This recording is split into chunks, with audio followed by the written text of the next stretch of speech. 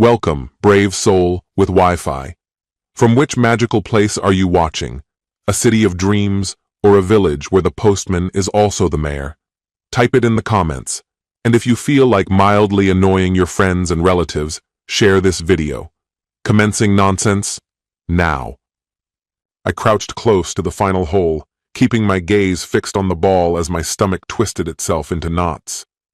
Saturday rounds at Riverview Country Club were supposed to be my sanctuary, yet today, the soft whisper of wind through the trees and the glint of morning dew on the grass barely registered in my mind.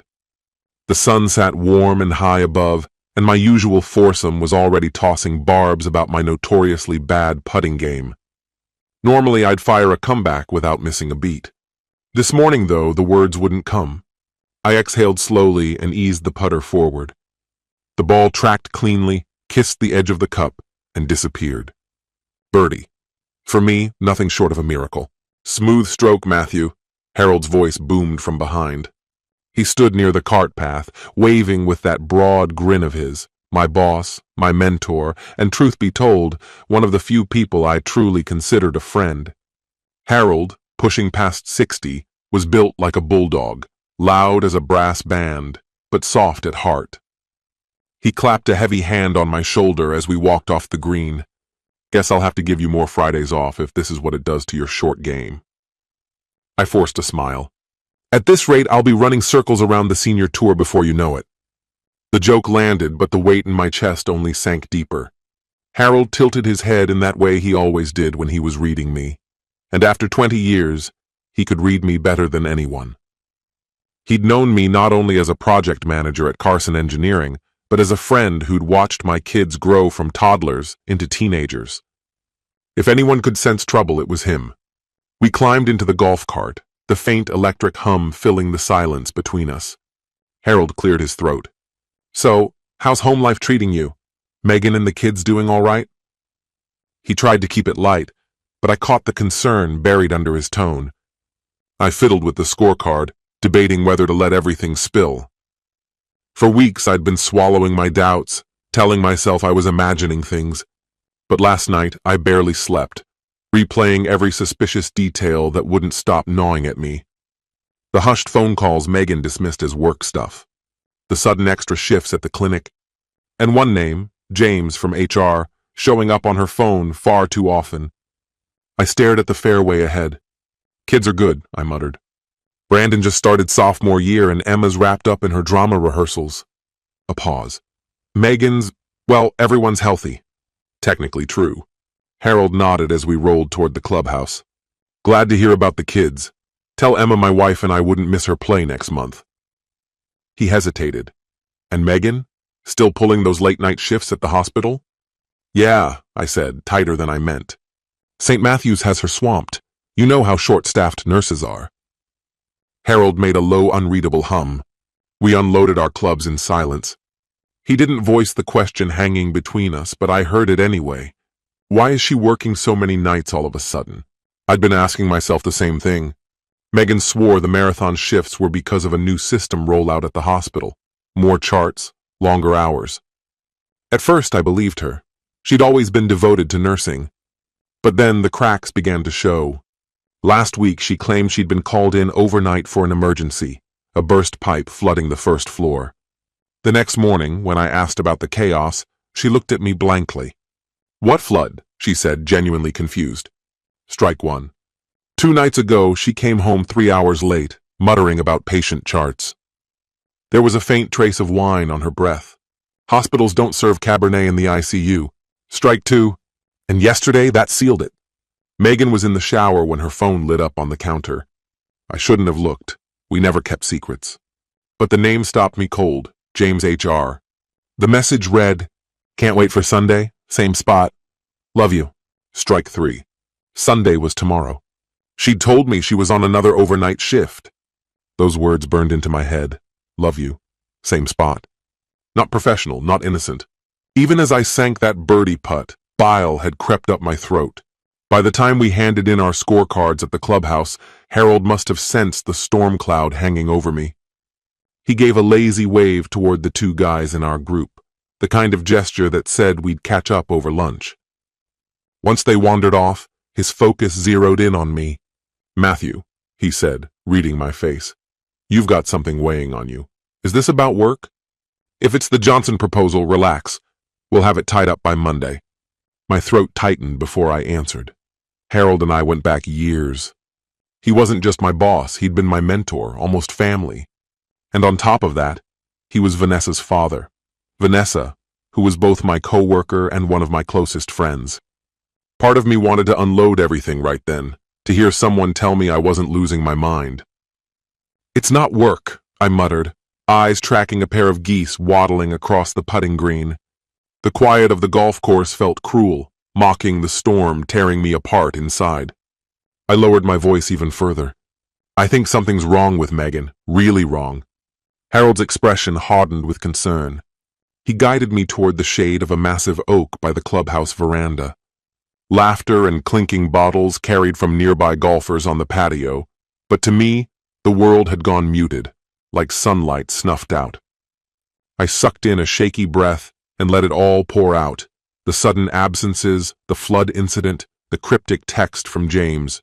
Every detail sharpened the nightmare I'd been trying to deny. My hands wouldn't stop trembling when I mentioned that text. "Jesus," Harold muttered, dragging a hand through his salt and pepper hair. "Do you even know who this James is? You said HR?" I shook my head. "Never met him. Didn't even know there was a James in HR until I saw that message." Megan never mentioned him. Not as a friend, not in passing, nothing.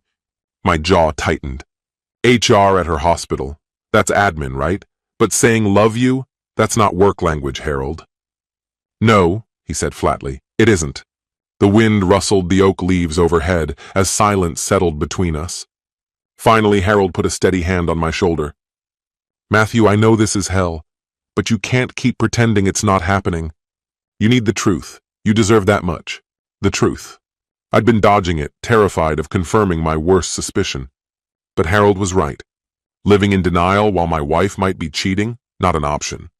I gave a stiff nod, resolve hardening in my chest. "I'll find out, one way or another." Harold's sternness softened. "Good.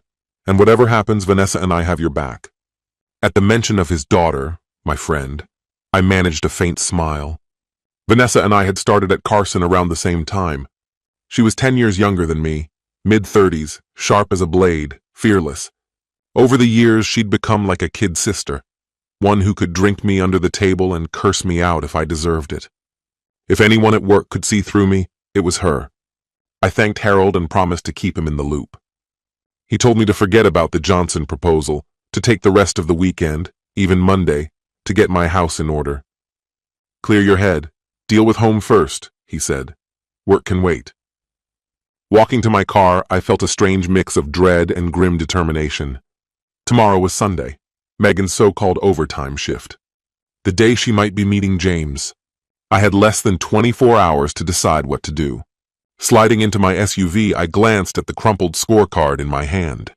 On impulse, I scribbled down the phone number I'd found in Megan's logs, James's number.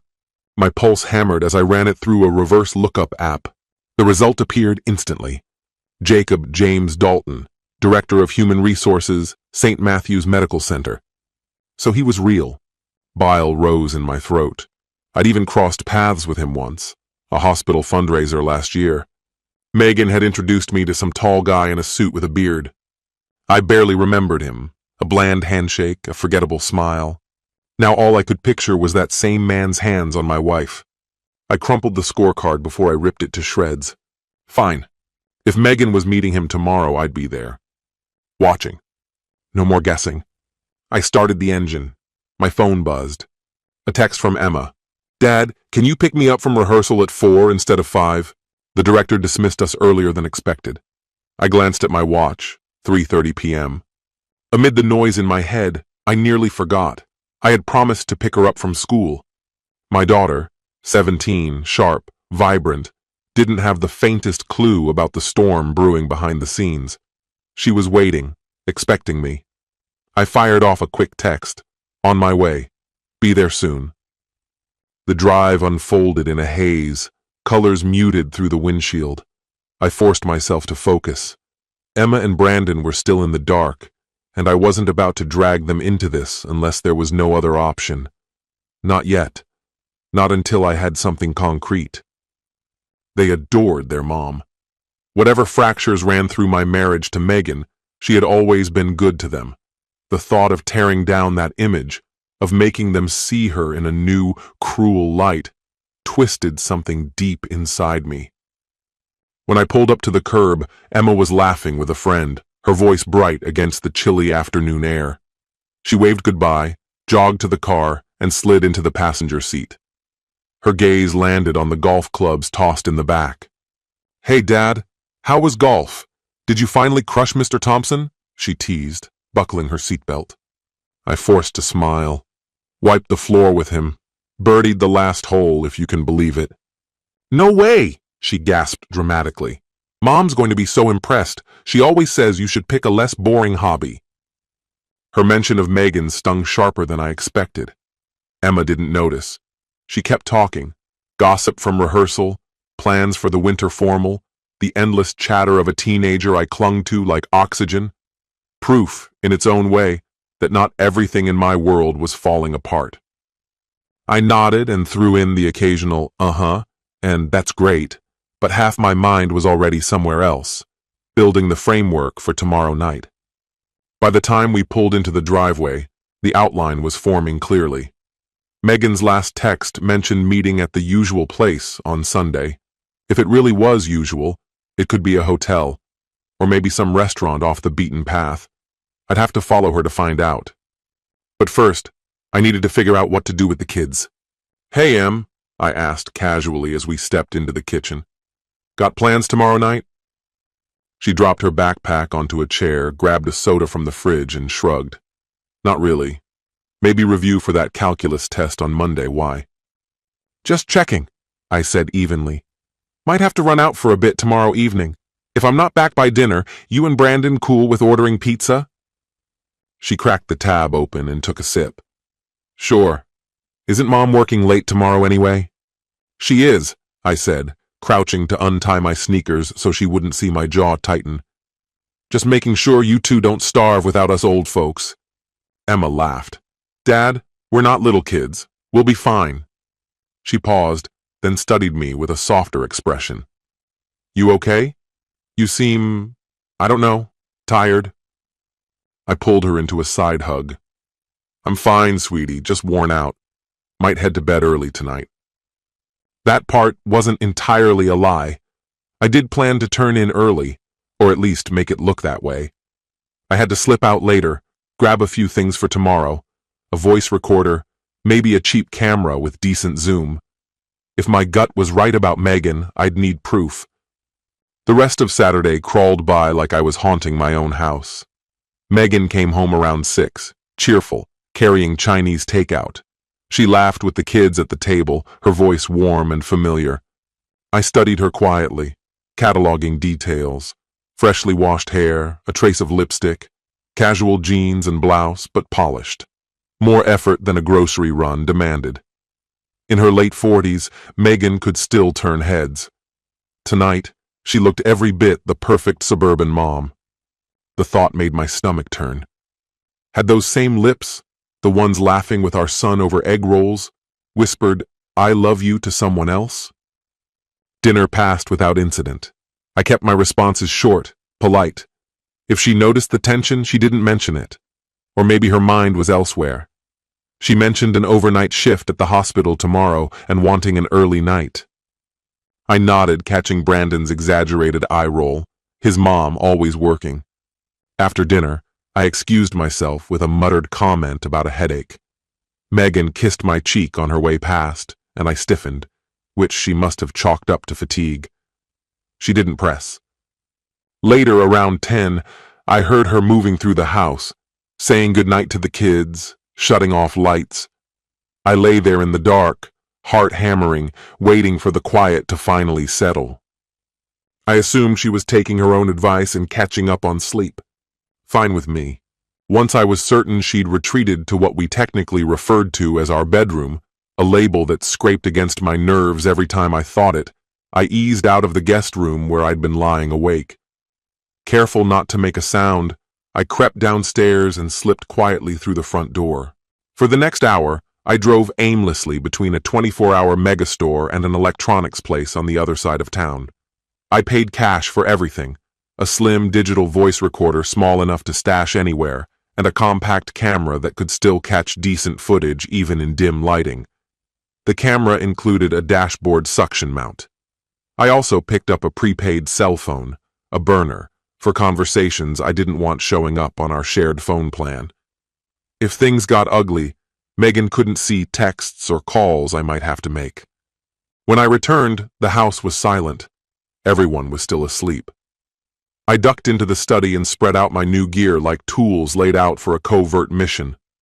I loaded fresh batteries into the recorder, tested how far it could pick up sound, wiped the camera's memory card clean. My hands trembled as I worked. Absurd, really. I felt like a nervous recruit at some spy agency, sweating over his first assignment. Calm down, Matthew, I told myself. This is just insurance, a contingency plan. Maybe I'd tail her and find nothing at all. Maybe she really was headed to work, and that strange text had been some bizarre fluke. But deep down, I already knew the truth. I was done pretending otherwise. Before turning in, I locked the devices in my desk drawer, out of sight, out of mind. Then I went back to the guest room. Lately, I'd been sleeping there whenever Megan was on call. That had always been my excuse. She came home at erratic hours and I hated being jolted awake. But tonight, she was just down the hall in the master bedroom, and I still couldn't bring myself to lie next to her. I'd claimed I was coming down with something earlier, told her I didn't want to pass it on. Truth was, I couldn't stomach being beside her with suspicion gnawing at me from the inside out. I stared at the ceiling in the dark, rehearsing tomorrow's plan in my head until exhaustion finally dragged me under sometime past midnight. Sunday arrived slow, creeping into the room like an oncoming storm. I woke at first light, hours before I usually would. One glance in the bathroom mirror made me pause. Bloodshot eyes, unshaven jaw, no hint of my usual easy grin. I looked wrecked. Which tracked, because I felt wrecked. Megan was already downstairs, coffee brewing, when I shuffled into the kitchen. "You're up early," she said, surprised but casual. I faked a yawn. Couldn't sleep. Head's been pounding. Figured a little fresh air might help. Might even go for a jog. Ridiculous, really. I hadn't run for pleasure in over 10 years. But she probably chalked it up to me trying to sweat out whatever bug I'd claimed was coming on. She didn't press. Why would she? I'd never given her reason to think I doubted her. That thought hit me harder than I expected. She was standing there in yoga pants and a baggy t-shirt, hair pulled into a lazy ponytail, sipping coffee as she flipped through the Sunday paper. She looked completely relaxed, untouched by anything out of the ordinary. Watching her stirred a tangle inside me, love for the woman I thought I knew, and simmering rage for the betrayal I suspected she was hiding. I threw on sweats and actually went for that jog, part cover story, part release for the knot of nervous energy tightening in my chest. My feet pounded the quiet neighborhood streets, but my thoughts moved faster than I did. What would I do if I caught her with James, at a hotel, in a car, wherever this was happening? Would I storm in and confront them? Or hang back, document everything, and slip out unseen? Barging in might feel satisfying in the moment, but it could blow everything apart, emotionally, maybe even physically. I couldn't swear I wouldn't put James in the hospital if I saw him touch her. That would just land me in jail and make things worse. No, cooler heads, evidence first, confrontation later. Harold's old advice came back to me. Something about competing with ruthless people. Stay tactical, not emotional. That's exactly what I needed now. If this ended in divorce, I'd need leverage.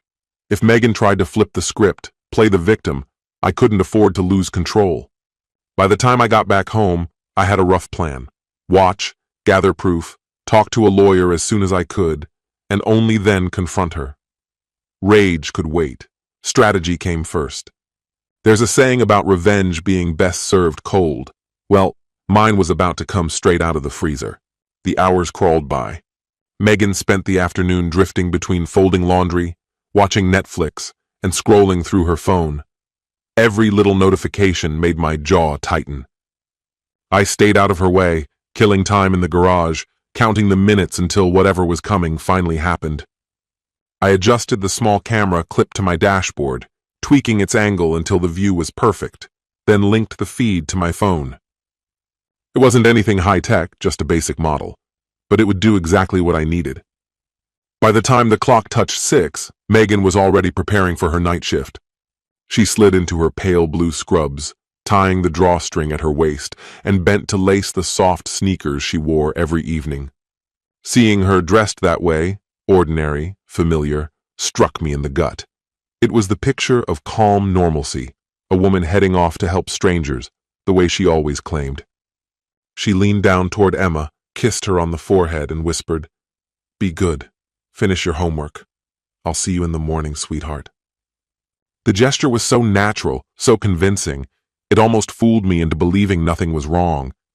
She walked into the kitchen, where I stood pretending to busy myself with the remains of dinner I'd thrown together for the kids. I forced my voice to stay casual. "Heading out?" Megan grabbed her keys and gave me a faint, tired smile. "Yeah, thinking of swinging by for a latte. I'm dead on my feet tonight." I nodded, careful not to say too much. Every extra word felt like a chance to slip up. Adrenaline already pulsed through me, making my throat feel tight. "Stay calm. Don't tip your hand." For half a second, she studied me, her gaze lingering, almost searching, as though she sensed something beneath my calm exterior. I turned away quickly, fussing with a crumb that wasn't there. "Well, have a good night," she said at last. She leaned in and brushed her lips against my cheek. It took everything I had not to recoil. "You too," I mumbled, forcing what I hoped passed for a smile. From the living room, Emma's voice rang out, "Bye, Mom. Love you." A moment later, the front door closed, followed by the low hum of Megan's car as it eased down the driveway. I parted the blinds just enough to watch her silver sedan back out and disappear around the corner. My heartbeat pounded in my ears. This was it. I waited 2 full minutes, long enough to be certain she wasn't circling back, before moving. Emma was curled up on the couch, bent over her textbook. I leaned into the doorway. "Hey, Em, I've got to run that errand I told you about, okay? I might be gone a bit." She looked up, brows knitted slightly. "Sure, Dad. Everything all right?" I eased my face into something softer, less tense. "Yeah, just returning something to a friend." The lie came too easily. "Brandon's upstairs if you need anything. Don't wait up for me." Before she could ask anything else, I stepped out into the fading daylight. My SUV sat waiting in the driveway, dark blue, unremarkable, perfect for blending in with traffic. Sliding behind the wheel, I pulled up the live feed from the dash cam. The shaky image appeared on my phone's screen, clear enough. Good. I slipped a small voice recorder into my jacket pocket. If I got close enough, I wanted audio proof too. My palms were slick against the steering wheel as I eased the car out onto the street. I had a hunch where Megan might go first. Her messages hinted at same place, though I wasn't sure what that meant. A coffee shop? A quiet bar? Somewhere secluded? Or would she head straight for a motel? She'd probably wait until she was clear of the house before calling James. On the burner phone, I already had his number saved, still undecided if I'd use it to bait him or track down his wife. One step at a time. I rolled slowly through the neighborhood with my headlights off, not risking the glow giving me away in her rearview mirror. She'd had a head start, so I pressed down on the accelerator, scanning for her silver sedan. If I were sneaking off to meet someone, I'd probably stall first, grab coffee, maybe change clothes. But in scrubs, she didn't need the cover. They were perfect camouflage. My question was answered when a red light brought me to a halt.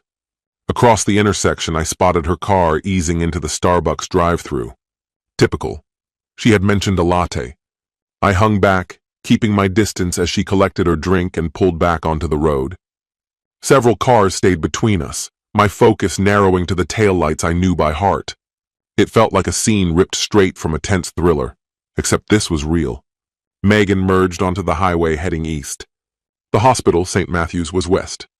My hands clenched tighter on the wheel. Her right blinker flashed, signaling the eastbound ramp. And there it was, the first undeniable proof. Megan wasn't going to work. I eased across a couple of lanes, keeping just far enough back to avoid notice but close enough that I wouldn't lose sight of her. Dusk had already surrendered to night. Only the amber pools of streetlights and the glow from my camera's night setting framed her taillights in my lens. The drive stretched on for 20 long minutes. Bit by bit, the city fell away behind us. The steady rhythm of traffic thinned as skyscrapers gave way to the silent outskirts, where lonely strip malls and gas stations yielded to dark fields and narrow two-lane roads. Out here, I could breathe, but I stayed careful. I let a car or two slide between us when I could, or drifted into the next lane to keep my shadow invisible. Her car kept a calm, even speed. I imagined her humming along to some radio tune, blissfully unaware that the man she kissed goodbye earlier now followed her like a reluctant investigator. At last, she veered toward Brookdale, a quiet little town clinging to the city's edge. Smart move. Fewer eyes to recognize her, fewer whispers to follow.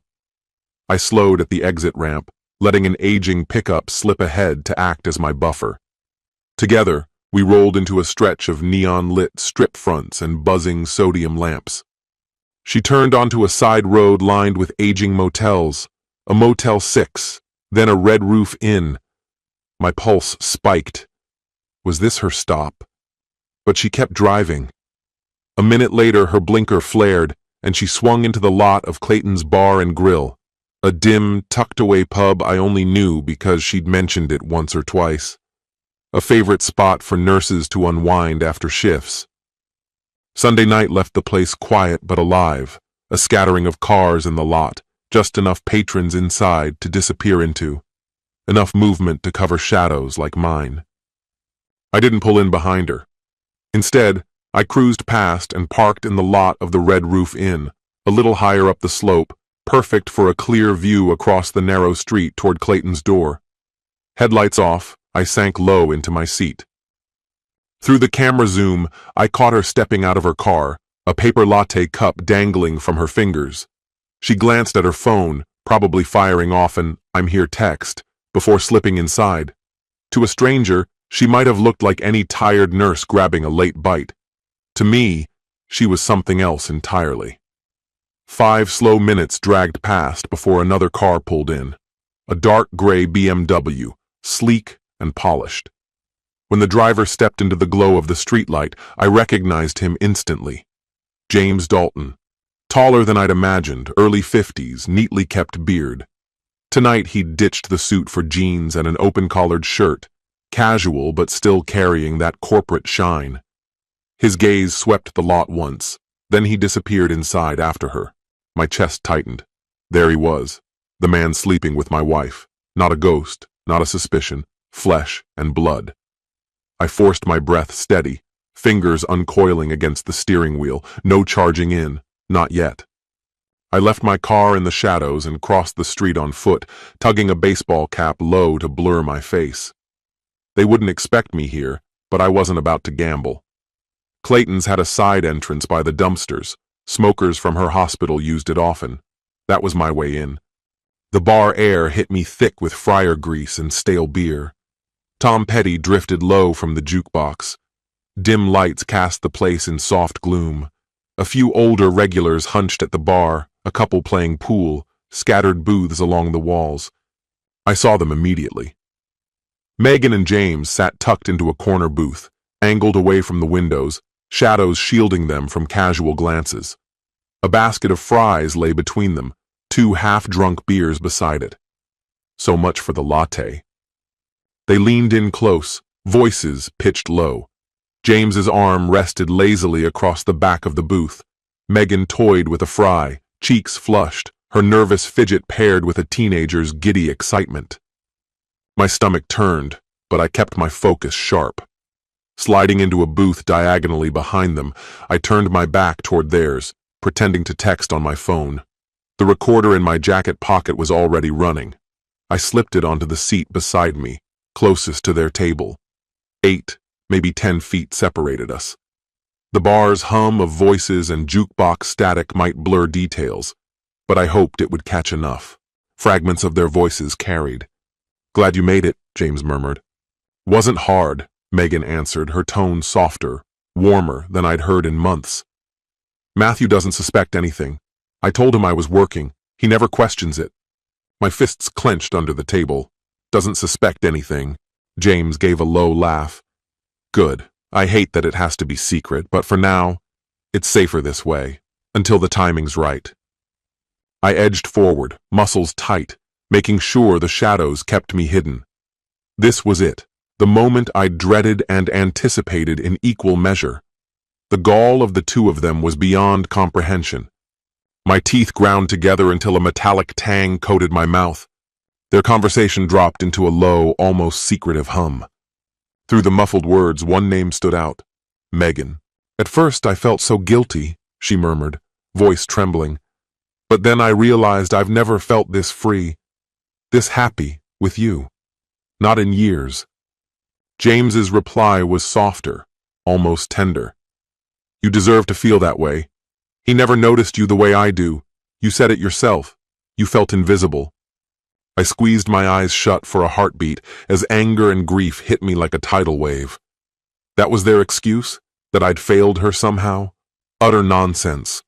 I was the one cooking dinner, scrubbing bathrooms on my days off. I covered every late shift she pulled, took care of the kids without complaint. I supported her ambitions without hesitation. Sure, we argued, every couple does, but miserable? Enough to betray me? Never crossed my mind. Still, I didn't move. I couldn't. I needed every word. Megan's breathing was ragged when she spoke again. "I know. Part of me wants to just end it. But I keep thinking about the kids, about the finances. If I leave Matthew, the legal nightmare alone—" "I don't want a war," she whispered. James soothed her in that low, coaxing tone. "Hey, slow down. We don't have to rush. What matters is we've got each other. We'll keep it quiet, for now, until the timing's better, until it won't hurt as much." "And I love you," he added, gentle but firm. "I'm not going anywhere." My gut twisted. Keep it quiet.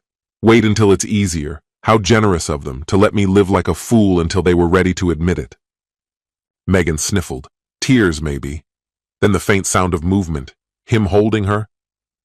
My fingers curled tight, nails digging half-moons into my palms. I dared a glance, tilting my head just under the brim of my cap. There they were, her face buried in his shoulder, his hand gliding through her hair. Intimate. Careful. I wanted to vomit, or break something, or both. But I stayed still, cold, methodical. Slowly, I angled my phone behind me and snapped a few quick shots. The lighting was dim, their booth tucked away, but one photo captured Megan leaning into a man that was very clearly not her husband. Not perfect proof, but damning enough. Eventually, they separated, sipping their drinks as though nothing had happened. I crouched lower, pretending to tie a shoe, sliding my phone closer to catch more of their words. Their talk shifted, and what I overheard next turned my blood cold. James chuckled softly. "So, been thinking about that thing we discussed? You and me, working together?" "Working together?" My brow furrowed. Megan's tone brightened. "Yeah, I even looked up clinics around here that might need someone in management. If I went into healthcare administration, maybe someday we could partner. But that's years away." James brushed off her hesitation with a scoff. "Forget the degrees. You've got the skills. Once things calm down, I can bring you in at my department. Hell, maybe even bump you up to assistant VP if my plan comes through." She laughed quietly. "Assistant VP? Isn't that the job your wife's dad helped you land in the first place?" I nearly gasped. His wife's father? So that's how he climbed the ladder, nepotism. James snorted. "Old man Bridges? He's stepping down from the hospital board soon. Once Sharon and I are done, his influence won't mean much. Truth is, I think he's tired of covering for her anyway." Sharon? His wife? Bridges? The father, tied to the hospital board? Interesting. Megan's voice softened, hesitant. "So you really are thinking about divorcing her?" You've never actually said it out loud. James's reply was barely audible. I had to strain to catch it. Sharon and I stopped being a real couple years ago. We're basically just housemates. I only stayed because of the kids and her father's clout. But love? No. Meeting you showed me exactly what I've been missing. I hadn't officially filed anything yet, but every possible move sat in front of me like cards on a table. The prenup complicated the picture. He'd insisted on one before the wedding, his non-negotiable condition. Not that I ever wanted his money, that was never the point. Megan muttered something under her breath, too soft for me to catch. Then James's voice followed, steady and composed. Let's just handle this one step at a time. He promised they would eventually leave their spouses. Then, finally, they'd be together. A faint sound followed, maybe a kiss. Forehead, cheek, lips, irrelevant. I almost gagged right there. But amid the nausea, clarity struck like a bolt. James wasn't some meaningless fling to her. They were planning a future, carefully pacing themselves. Both knew divorcing now would be costly, and neither wanted the financial fallout. So they stayed quiet, maintained the facade, and waited for the perfect opening. Considerate? No, cowardly. And James, he had his own strategy. That prenup? It worked against him. Ending things with Sharon, his wife, would come at a steep price. Maybe he was waiting for leverage or simply biding time until his father stepped aside. Lucky me, overhearing all of it. They believed they controlled the timeline. They were wrong. I was holding the trigger now. Then there was the Bridges angle. That name had surfaced before, Bridges Foundation. I remembered seeing it engraved on a hospital fundraiser plaque. Megan's lover connected straight to Sharon Bridges' father, maybe a board member, maybe high up in the AMA. Either way, that detail begged for deeper digging. Their whispered sweetness continued, nauseating declarations about how safe she felt with him and his worshipful insistence that she was amazing. Finally, Megan mentioned needing to drop by the hospital for a few hours to keep up appearances. Smart move, clock in, be seen, pretend she'd been working late. James said he'd head home. They settled the bill and slipped out together. Their arms brushed, and in the parking lot they briefly embraced before parting ways. I stayed inside Clayton's, waiting until they were long gone. No risk of my car being spotted trailing them again. Not that I needed to follow. Tonight gave me everything I needed. For the first time in nearly 2 hours, I let out a full breath. The tension in my chest loosened. My legs still trembled as I retrieved my recorder, stopped the file, and slid it into my pocket. Time to go. From my car, I watched James's BMW speed toward the wealthy West Side, the neighborhood where hospital executives like him and Sharon lived. Megan's sedan turned toward the highway, heading back to the hospital, just as she'd claimed. I gave her 5 minutes, then pulled out myself. The drive home was chaos inside my head. Heartbreak slammed into fury, which collided with dark amusement at their arrogance. But beneath all of it was something sharper, resolve. I had proof now. A map of their scheme. They thought they were meticulous, stacking their dominoes carefully. Fine. I'd upend the whole board before they even saw it coming. By the time I turned into my driveway, it was close to 10. Phase 2 was already forming, legal warfare. Emma was asleep on the couch, her geometry textbook spread across her chest. Brandon sat in his room with a headset on, immersed in some online game. Neither had the faintest clue about the storm about to hit. Quietly, I slipped into my study. I plugged the recorder into my computer. The playback came through clear, muffled in places, but the incriminating parts were undeniable.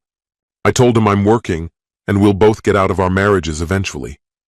I saved the file, backed it up onto a flash drive. Next were the photos. Grainy, dimly lit, but unmistakable if you knew what to look for. One frame clearly showed them embracing. Combined with the audio, it was enough. Step 1, complete. I opened my browser and searched for local divorce attorneys. If this was going to get ugly, and it would, I needed someone ruthless.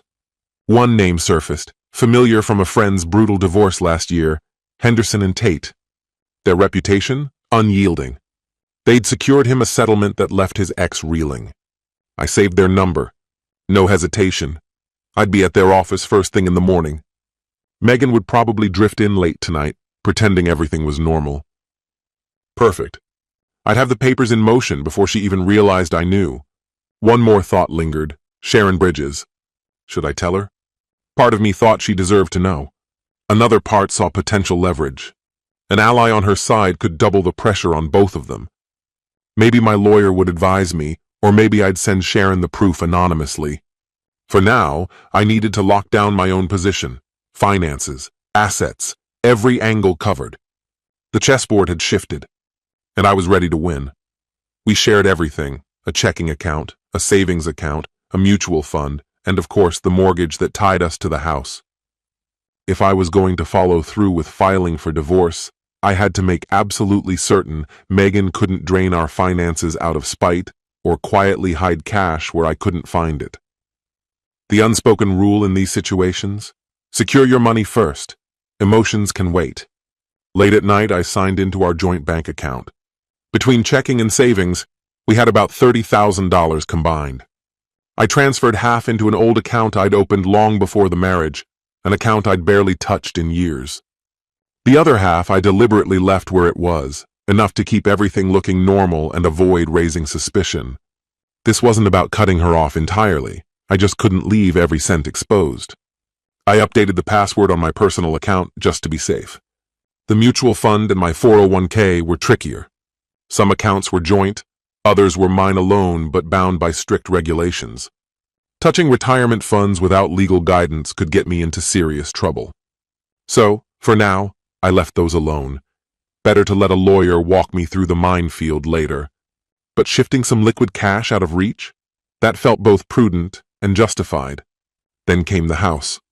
Technically, it was mine, inherited from my aunt years ago. But after refinancing together and both paying into the mortgage, divorce would almost certainly treat it as marital property. If one of us moved out, a fight over who stayed was unavoidable. Quietly, I began gathering every document that might matter: property deeds, car titles, tax returns, bank statements, pay stubs, anything that could prove ownership or income. Most of it sat in the home office filing cabinet.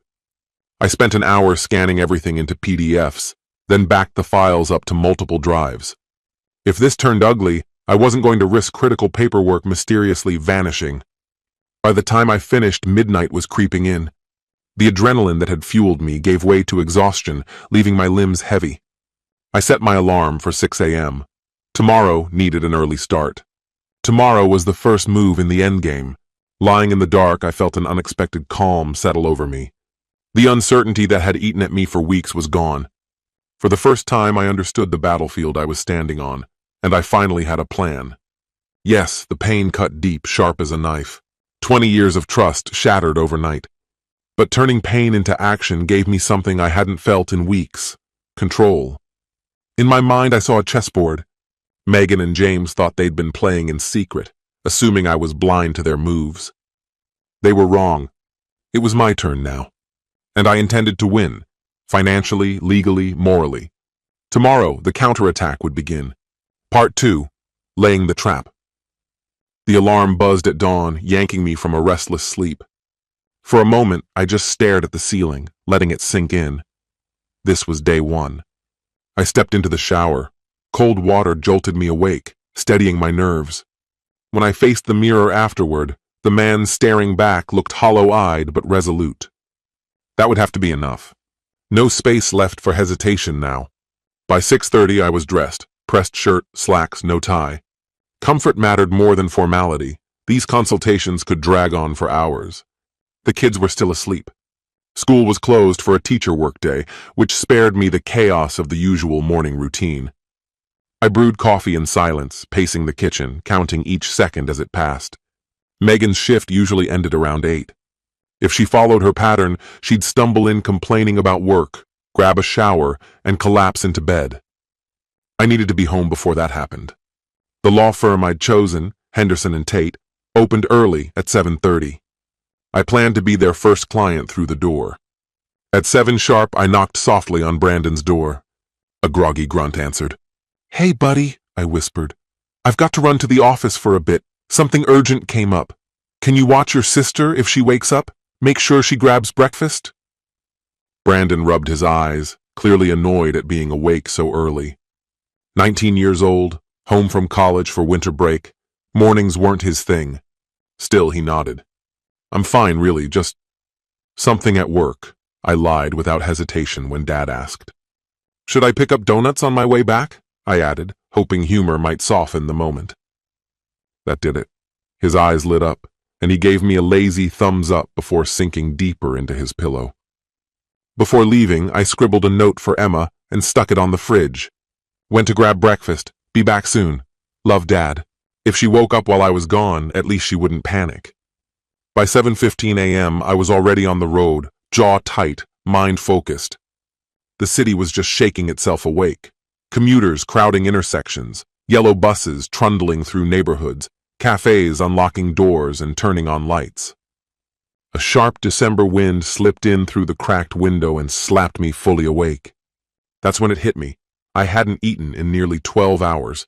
The only thing running through my system was adrenaline. My stomach twisted with hunger, but somehow I felt more wired than exhausted. The law offices of Henderson and Tate occupied a sleek glass tower downtown. I parked, rode the elevator to the 10th floor, and stepped into their quiet lobby. The receptionist was still halfway through her first coffee when I arrived. Luck was on my side. Mr. Henderson himself, one of the firm's senior partners, was available and willing to meet immediately. Maybe it was the urgency in my voice during the phone call. Or maybe the mention of suspected infidelity and significant marital assets had piqued his interest. Divorce attorneys, I figured, didn't often turn down a case with this much potential drama. Through the glass walls of the conference room, I caught my own reflection, a worn, tense man, shaking hands with a sharply dressed attorney in a tailored suit. Henderson didn't waste time. So, Mr. Carson, he began, pen clicking as we sat down. You said you're thinking of filing for divorce. Let's walk through the details. I drew in a steady breath. For the next 30 minutes, I laid everything out, calm, factual, controlled. I passed him printed copies of the text messages and played select parts of the recorded call, just enough for context. I'd even typed up the most incriminating lines at 2 in the morning. Henderson's brows lifted slightly when he read one particular sentence. It has nothing to do with my marriage. He doesn't suspect a thing. We'll leave them eventually. You've gathered strong evidence, Henderson said with a faint, approving smile. Pennsylvania's technically a no-fault state, but proving fault, like adultery, still carries weight. It can affect alimony, property division. At minimum, it gives leverage. Leverage? I asked.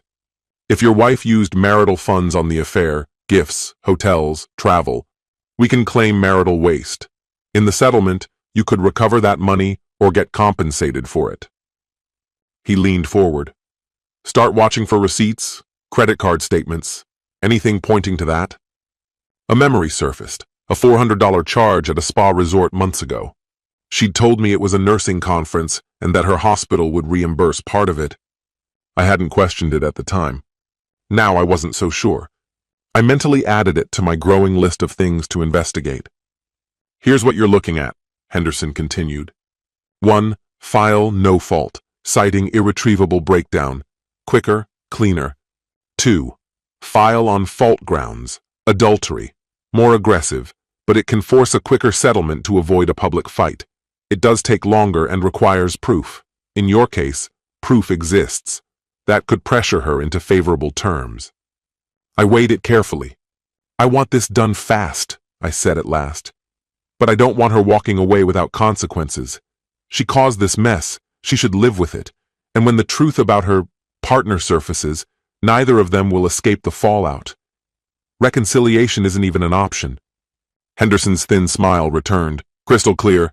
Now, he went on, you've got a house, savings, retirement accounts. Do you suspect she might try hiding assets? Any separate accounts? She has a checking account for her paycheck, but most bills are joint, I replied. She could start moving money, though.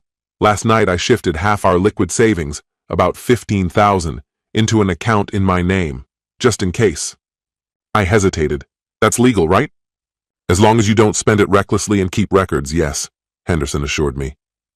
Then we turned to custody. Our son was 19, legally an adult.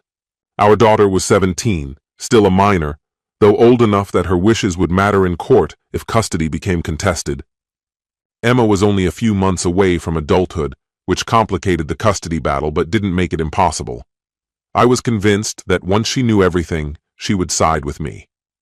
My lawyer and I had developed a quiet plan: aim for a cooperative split of property on the surface, but keep the evidence of her affair hidden in reserve, leverage to avoid paying alimony or losing the house if things went south. "Does she suspect you know?" my attorney asked, voice measured. "Not at all," I said. "She thinks I'm still in the dark." "Good," he replied with a faint nod. "Catching her off guard could work to your advantage." He leaned back in his chair, already shifting into strategist mode. "We could start the paperwork today, file immediately, serve her tomorrow if you want. Do you know her schedule? We might even time it so she doesn't see it coming." I weighed the options. Tomorrow was Monday. She'd probably be on a daytime shift, especially after the lie about working nights. Serving her at the house risked Emma seeing the whole thing, but handing her papers at work? That could cut deeper, though it might humiliate her in front of everyone, including him. A petty part of me didn't hate the idea of a process server walking into St. Matthew's admin office, dropping the papers into her hands in front of her co-workers, maybe even James himself. But public humiliation could backfire, especially if it hurt the kids or made me look vindictive. "I'll confirm her schedule tonight," I said at last. "If she's off around 4, we could serve her at home tomorrow evening, or maybe even catch them together." He chuckled. "Serving them both at once would definitely make a statement. Tricky, though, unless you know where and when they'll meet again." Not yet, I thought. But if their pattern held, they met weekly at least. We settled on preparing the documents by the end of the day and aiming to serve her Tuesday. That bought me time. One more day to move quietly, gather information, and keep her guessing. "What about the kids?" I asked, voice low. That was the hardest part. My daughter adored her mother, my son too. Breaking their world apart had to be handled carefully. Henderson removed his glasses, his expression softening. "That's a personal choice, but honesty usually works best, phrased in a way they can handle at their ages.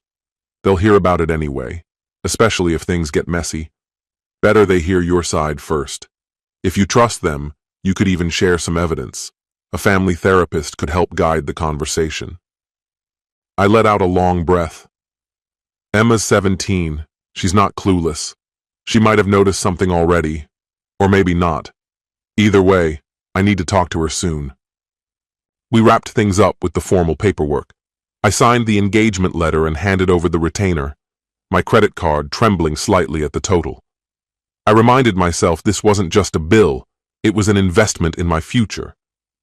Henderson's office would file for divorce, citing adultery and irreconcilable breakdown. Along with that, they'd petition for exclusive use of the house, basically asking the court to order her out, especially since she had somewhere else to stay. It wasn't guaranteed, but if granted, it would spare the kids from chaos. "What about the bank accounts?" I asked. "Stopping her from draining them?" He gave me a knowing smile. "Automatic restraining orders on finances kick in once she's served. Neither of you can move or spend unusually large amounts. You've already protected some assets, which we'll disclose and justify. Just keep monitoring the accounts in the meantime." When I walked out of the office, I felt two things at once. Lighter, because I finally had someone in my corner and a plan in motion. Heavier, because it was no longer hypothetical. This was real. On the drive home, I took one more step, called the credit card company, and removed Megan as an authorized user. She had her own cards. I wasn't about to risk shared debt. Then I emailed HR, citing a personal emergency to take a half day. They approved it. I had the leave saved up. I needed flexibility for whatever came next. By the time I pulled into the driveway, it was just after 8:30 a.m. Perfect. Megan's car was already there. Showtime, the domestic edition. I forced my face into something neutral, grabbed the box of donuts from the passenger seat, and walked inside. I'd made a point of picking something up on the way home, not just to keep the promise I'd made to the kids, but also to hand myself a tidy little excuse for being out of the house in the first place. Morning, everybody, I called as I stepped through the door, pitching my tone like I'd just returned from a harmless errand. Megan was in the kitchen, still wearing her scrubs.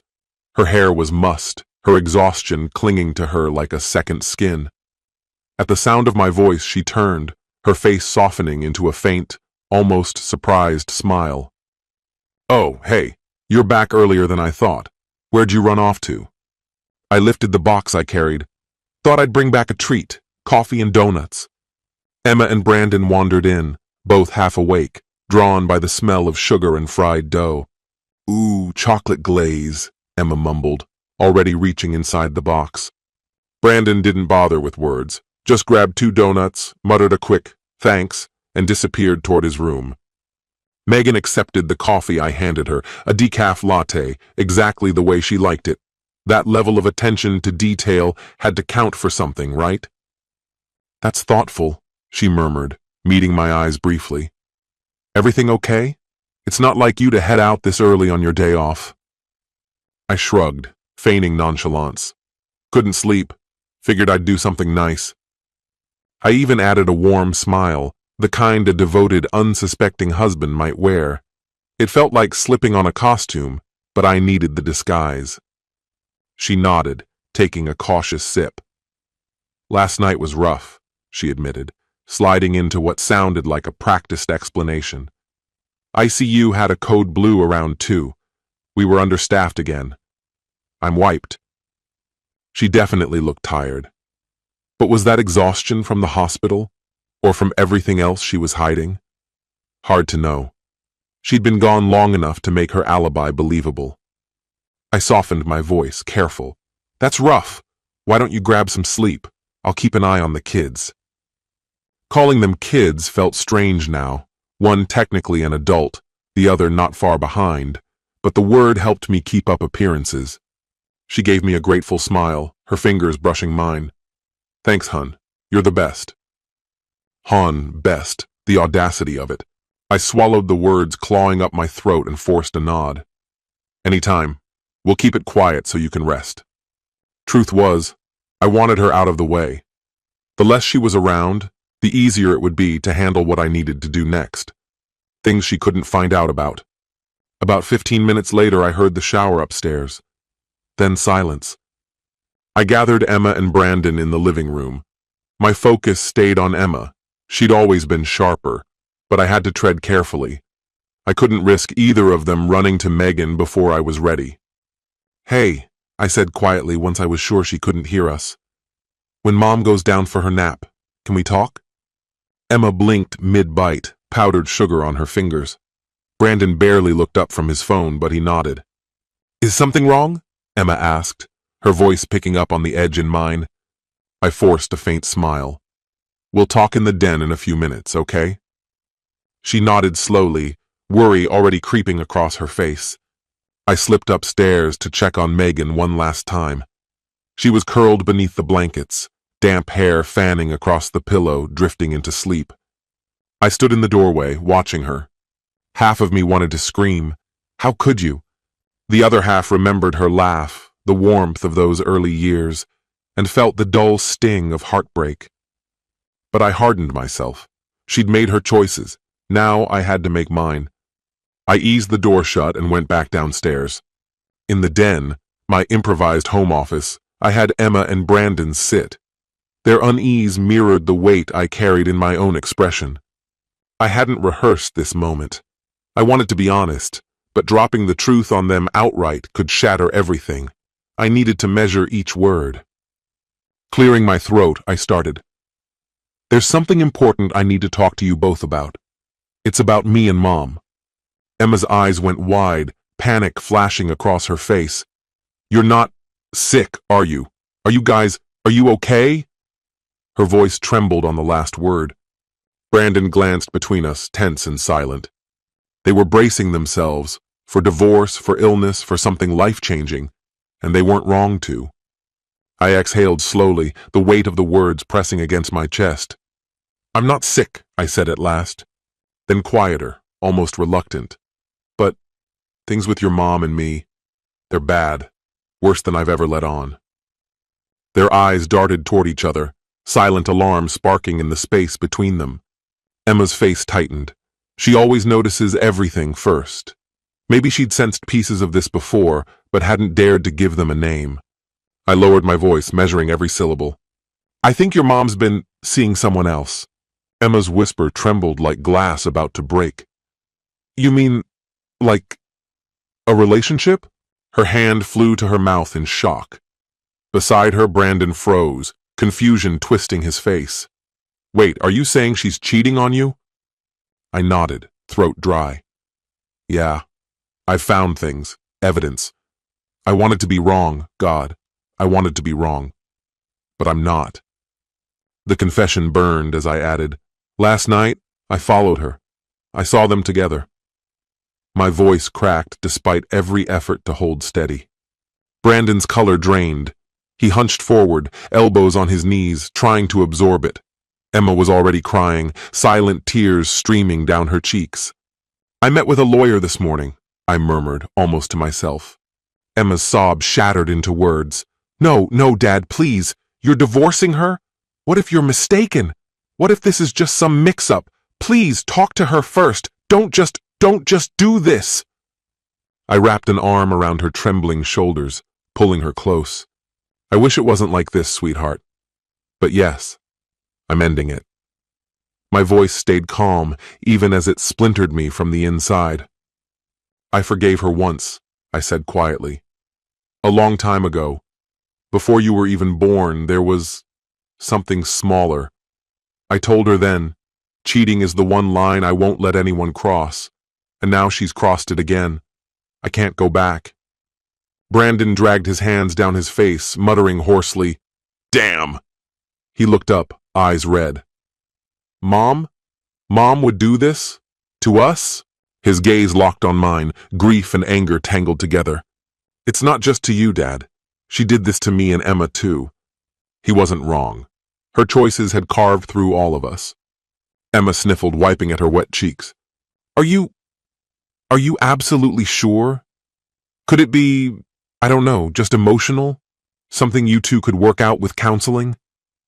Her voice clung to a fragile sliver of hope. I wanted to soften it, lie even, but they deserved the truth.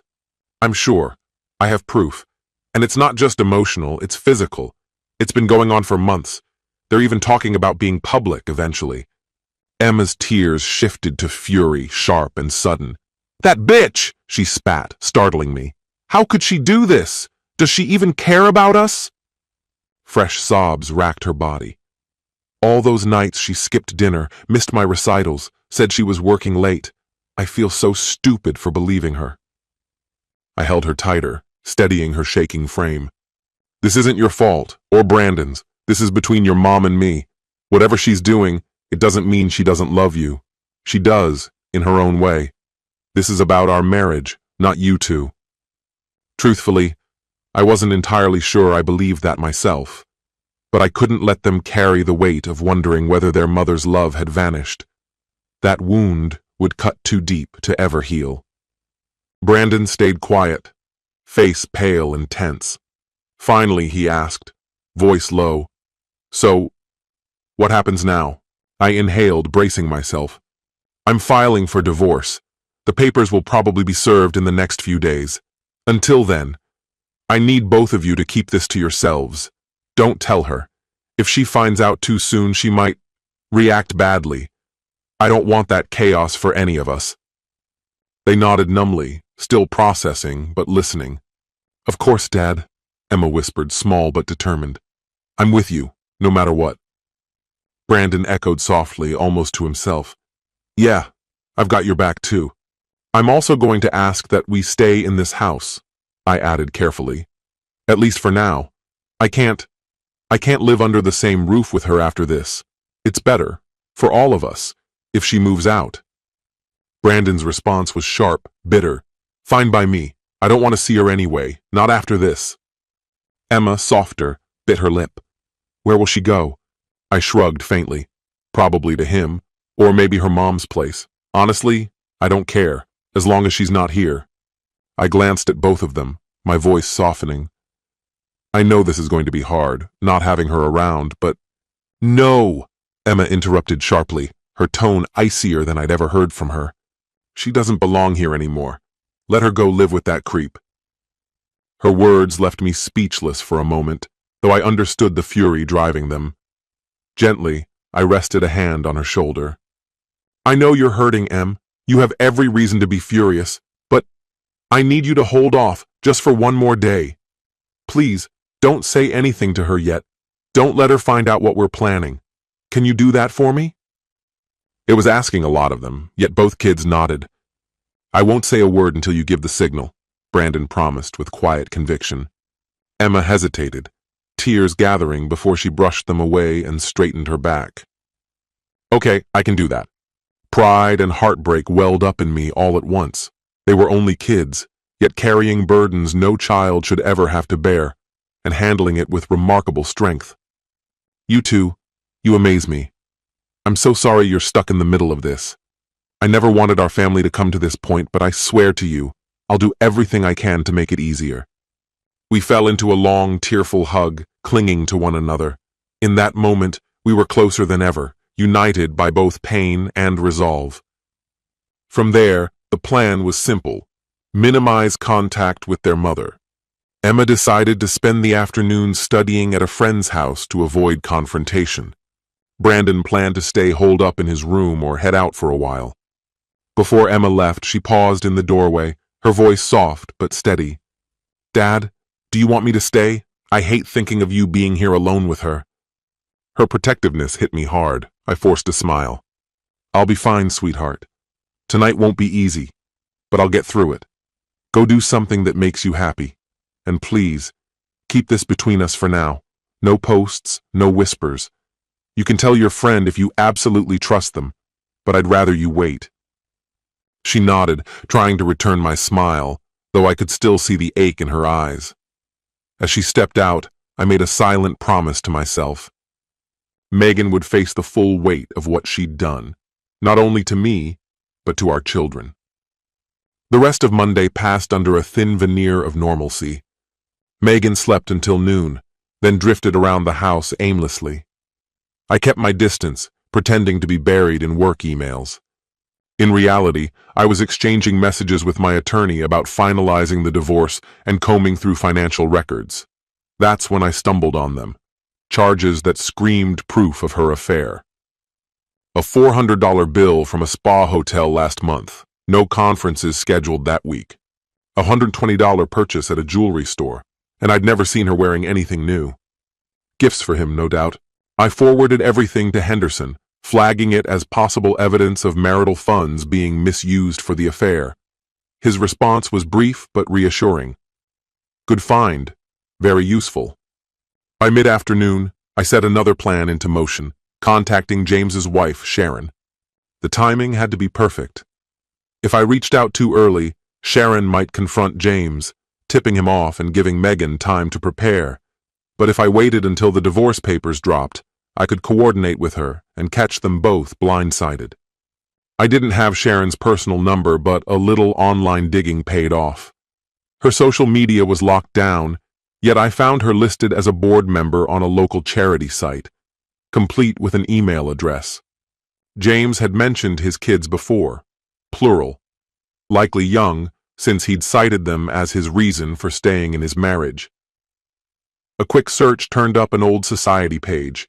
Sharon Bridges Dalton, Jacob Dalton, and their children, ages 12 and 9, 2 years ago. Middle school and elementary. My heart sank. Their world was about to fracture too. An anonymous text felt like the least chaotic way to begin. Something brief, but undeniable, with proof attached later if needed. I drafted several versions before settling on one. Hi Sharon, you don't know me, but I have information you deserve to hear. Your husband, James Dalton, is having an affair with my wife. She's a nurse at St. Matthew's. I'm divorcing her because of it. I have proof, photos, recorded conversations. I'm telling you because I think you deserve the truth. I'm willing to share evidence if you want. I'm so sorry to have to tell you this. I stared at the message, the weight of it pressing against my chest. I didn't send it. Not yet. Timing was everything. I kept it close, ready to send the moment Megan was officially served, which by my calculations would happen late tomorrow afternoon. Perfect timing. James's little world would crumble at the exact same moment. A clean, simultaneous strike. If they wanted each other so badly, fine. Let them have each other, in the ruins of everything they'd destroyed. Let's see how sweet, forbidden love tastes when two families collapse into dust. By that evening, Megan carried on as though nothing had shifted, or at least nothing she'd admit. She rambled about Christmas plans, tossing out ideas for next week like she hadn't already burned the whole house down. I gave her non-committal answers. My stomach knotted so tight it was hard to breathe. Inside, I kept replaying what I'd say when the moment finally came, rehearsing every syllable, every carefully chosen word meant to hit like shrapnel. Dinner passed in an eerie quiet. Emma texted that she'd eat at her friend's place. Brandon grabbed fast food and took off with a buddy. That left only me and Megan, two strangers circling plates of leftover spaghetti in near silence. Her gaze flickered to the empty chairs at the table. "Kids, huh?" she said with a faint laugh. "Never home anymore." I made a low sound, half grunt, half agreement, and kept my eyes on my plate. When we were done cleaning up, she came over and rested her hand on my shoulder like it meant something. "Thanks for taking care of everything today," she murmured, her tone soft, almost grateful. I really needed the break. I went rigid beneath her touch, every instinct screaming to shake her hand off. Instead, I forced out, "Sure," my voice stripped flat of feeling. Something shifted in her eyes, suspicion maybe, or guilt. "You okay, Matthew?" she asked, searching my face. "You've been distant." I gave her a weary smile I didn't feel. Long day, work's been crazy, holidays creeping up. I even sighed for effect, the picture of a man just worn out. "Think I'll call it a night early." She studied me for a moment, like she could sense something underneath the surface, but she let it go. With a faint nod, she headed into the living room to watch TV, leaving me standing there in silence. That night, I didn't crawl into our bed. I stretched out on the couch in the den, claiming exhaustion, pretending I'd fallen asleep watching the game. Truth was, I couldn't stomach lying beside her another second. This would be the last night we ever spent under the same roof as husband and wife. Sleep barely touched me. My heart pounded too loud, my mind locked on tomorrow, on everything that was about to break. Part 3, The Showdown. Tuesday dawned cold and gray. Fitting. I woke feeling like a soldier bracing to storm the gates. This was it. By noon, the papers would be filed. By 5, Megan would be served, right at home. I'd arranged everything with Henderson. The process server would arrive just after she got back from work. No warning, no chance to hide, no escape route. The morning crawled by, each minute dragging heavier than the last. I couldn't eat. Emma hugged me hard before school, sensing something monumental on the horizon. Brandon offered to ditch his plans and stay home, but I told him not to. This was something I had to face alone. No audience, no buffer. At 8 sharp, Megan left for work like it was any other Tuesday, planting a soft kiss on my cheek before heading out. I returned it mechanically, every fiber in me itching to say, "Enjoy your day with James." Not yet. Wait for it. The second her car disappeared down the street, I moved. First call, the locksmith. Appointment locked in for tomorrow. If I managed to get her out tonight, she wouldn't be strolling back in with a spare key. If the legal logistics dragged, so be it. At least I'd have the upper hand. Next move, drastic but necessary. I packed her a bag. Not everything, just enough for a week or two. Clothes, toiletries, the basics.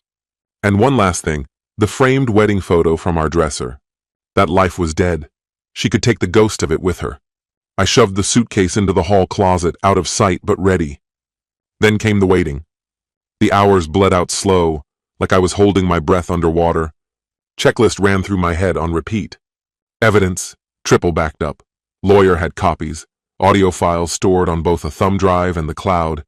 Finances were locked down. Everything was in place. The storm was about to hit. The money was locked down. Credit lines reorganized. Every account flagged with precision. The legal machinery had already been set into motion. The papers were queued for delivery. My attorney stood by, braced for the inevitable chaos. The children knew enough. Their quiet nods were the only comfort I allowed myself. Harold, my boss, had been told only fragments. He granted me time off without prying. A couple of close friends waited near their phones, prepared in case I called. I considered whether I should reach out to Vanessa when it was done, one of the few people I still trusted. Maybe later. My emotions swayed violently between icy calm and explosive rage, an exhausting pendulum I could barely endure. The clock read 4:45 p.m. Any moment now. Right on time, a car rolled up the driveway. Through the window, I spotted the emblem of a courier service hybrid, half messenger, half legal enforcer. A solidly built woman in a blazer stepped out, an envelope gripped tightly in her hand. She checked the house number twice before striding toward the door. I opened it before her knuckles even reached the wood. "Process service for Megan Carson?" she asked, voice steady, professional, detached. "That's my wife," I replied, tone flat. "She's not home yet, but she will be any minute. I'm Matthew, her husband, and technically the plaintiff." A flicker of surprise arched her brow, but she didn't break protocol. "Would you prefer I wait here or return later?" "Wait inside. Let's get this done quickly." My heart thundered, but outwardly I looked composed. She stepped just past the threshold, careful not to invade more than the foyer, likely a precaution. You never knew how these scenes might turn volatile. 4:58 p.m. Megan's car crunched up the drive. Showtime. Adrenaline surged so sharply my fingers trembled. I forced myself to breathe slow. Through the narrow window beside the door, I watched her ascend the porch steps, face tired, expression unreadable. Keys jingled in her hand. She opened the door, stepped inside, and froze. Her eyes landed on me first, then shifted to the stranger by my side. Confusion flitted across her features. A reflexive, polite smile tugged weakly at her lips. Hello?" The process server's voice rang out, crisp, unmistakable, rehearsed. "Megan Carson? I have legal documents for you." She extended the envelope. Megan blinked, utterly blindsided. I'm Megan," she managed, voice faltering as she accepted it without thinking. "You've been served. Have a good day." The woman turned and left without ceremony, the door closing softly behind her. Megan stood frozen in the entryway, the envelope hanging limply from her fingers, confusion etched deep into her face. "Matthew, what is this?" I stepped toward her. Anger, sharpened into icy resolve, steadied me. This moment had lived in my head 100 times. "Open it," I said. My voice was colder than the December wind outside. She ripped at the flap, pulling the documents free. Her eyes caught the bold heading, and in an instant, her expression collapsed. "Petition for dissolution of marriage." Key phrases screamed up at her. Adultery, exclusive possession of the home, and more. Her mouth opened, closed, opened again. "Divorce?" she whispered, her voice breaking. Tears flooded her wide, stunned eyes. "You're divorcing me? Why?" The disbelief in her tone was almost pitiful. I crossed my arms. The dam inside me burst, hurt and fury spilling out unchecked. "Why? You're really asking me that?" My voice rose sharp as a blade. "Take a guess, Megan." Her head jerked side to side, desperate denial twisting her features. "I don't understand. What did I do? Why would you do this?" A bitter laugh escaped me. "You don't understand? Lying, cheating, ring any bells?" The color drained from her face. She lurched toward me, hand outstretched. "Matthew, no, I never cheated on you. I swear I would never." I stepped back, recoiling as though her touch might burn. "Enough, cut the lies, Megan. We're way past that point." My voice came out low, controlled, but the fury underneath it made her recoil. I locked my gaze on hers, letting her see every ounce of the betrayal I'd been carrying. "I know everything. James, the hidden meetups, the hushed phone calls you thought I didn't hear." The moment his name left my lips, color drained from her face. Her mouth opened slightly, stunned, pale, exposed. Her voice trembled when she finally spoke. "It's not what you're thinking." "Don't insult me with that," I snapped, the sharpness in my tone cracking like a whip. Not after I watched you walk into that motel bar with him on Sunday. Not after I saw you wrapped up in him like teenagers sneaking around. And then you've got the nerve to tell me this doesn't touch our marriage? Are you completely out of your mind? Tears spilled down her cheeks in a torrent, her shoulders shaking violently. Her wrecked expression might once have shattered me, but not now. Now she was finally standing in the wreckage she'd created, and I wasn't about to hand her a way out. "You followed me?" she whispered, horrified. "You spied on me?" I threw my hands up. What was I supposed to do, Megan? Sit around doubting myself while my gut screamed my wife was betraying me? Pretend I didn't notice? Pray I was imagining things? Damn right I looked for proof. The word betraying made her flinch as if I'd slapped her. "Matthew, I didn't plan this, it just happened. Don't you dare feed me that excuse." My voice boomed, echoing through the room before I forced it down into a rough whisper, sharp as broken glass. It didn't just happen. You chose it. Every single time. You met him. You lied to me. You hid it from our kids. You used our money for your secret rooms. Again and again. Choices. Her sobs became jagged, raw. Yes, okay, I did it. I cheated. But it wasn't because I stopped loving you. It wasn't to hurt you or the kids. I was lonely, Matthew. I felt invisible. And James, he was there. He listened. And it got out of control. I laughed, bitter and hollow. Out of control? That's what you call months of lying and sneaking around? Out of control? My fists tightened at my sides. No. Let's call it what it is. You betrayed me. You betrayed this family. "I'm sorry," she choked, tears streaming freely. "I was stupid, selfish. I don't even know what I was thinking. I was miserable, and I didn't know how to tell you. James listened and it went too far." Stop. The word was cold, final. Don't stand there and make yourself the victim. If you were miserable, there were 100 different ways to deal with that. You could have talked to me. We could have tried counseling. You could have even walked out if it was that bad. But you chose cheating. That was your answer. My hands shook as I tried to steady my breathing. I stepped back from her, raising my palm between us like a wall. Once, her tears would have gutted me. Now, all I heard were empty promises. All I saw were hollow words. And in my head, I pictured Emma's devastation, Brandon's fury. That hardened me further. "You already destroyed this family," I said, my voice flat and lifeless. "There's no fixing this. No amount of counseling erases the fact that you slept with him. Nothing wipes away that you planned to keep both of us until it was convenient to decide." Her head snapped up in shock. "You think I don't know?" My voice cut like ice. "I heard every word. You told him you wouldn't leave me right away, that it would be easier to wait. And he agreed, talking about divorcing his wife someday. The two of you, perfect match. Cowards, liars, cheats." Her face twisted in horror. "You recorded us?" I crossed my arms, unmoving. "Yeah, I've got everything from that cozy little chat at Clayton's. I know about his wife, his prenup. I know you thought you could sneak around forever, that I wouldn't notice the changes in you. Jesus, Megan, how little did you think of me? Did you honestly believe I'd never see it?" She had no answer, only more sobs, collapsing into herself beneath the crushing weight of what she'd done. I was wrong. Utterly, devastatingly wrong. I see it now. How selfish I've been. How I wanted it all for myself. I know how it sounds, how I must sound to you. But Matthew, please, the kids. Think about Emma. Think about Brandon.